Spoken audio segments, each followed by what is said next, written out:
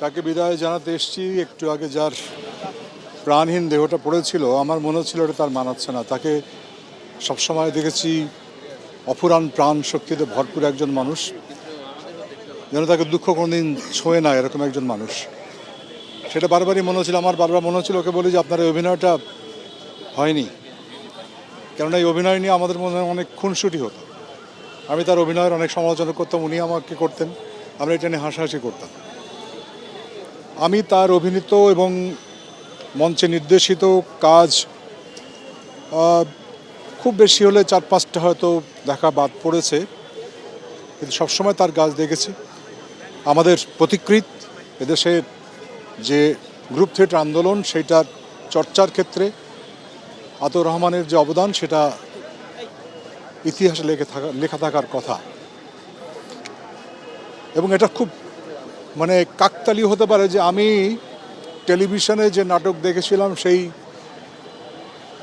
67-68 দিকে, সেখানে আমি আতর রহমানকে দেখেছিলাম ইডিপাস নাটকের কস্টিউম পরে অভিনয় করছেন। জিয়া হায়দার এবং আতর রহমান দুজনে নাগরিক নাট্য সম্প্রদায় সৃষ্টি করেন। এটা আমার স্মৃতিতে উজ্জ্বল হয়ে আছে। এছাড়া এদেশে পশ্চিমা আমি বলছি যে ওয়েস্টার্ন নাটক যেটা, তার সঙ্গে আমাদের দেশের যে মেলবন্ধন মিলিয়ে দেওয়ায় দেশের রাজনীতি থেকে শুরু করে সমাজ সমস্ত কিছুর সঙ্গে অদ্ভুত একটা গুণ ছিল তার। তিনি রবীন্দ্রনাথ যেমন জানতেন, শেক্সপিয়ার যেমন জানতেন, তেমনি বাংলাদেশের মানুষকে, সমাজকে জানতেন।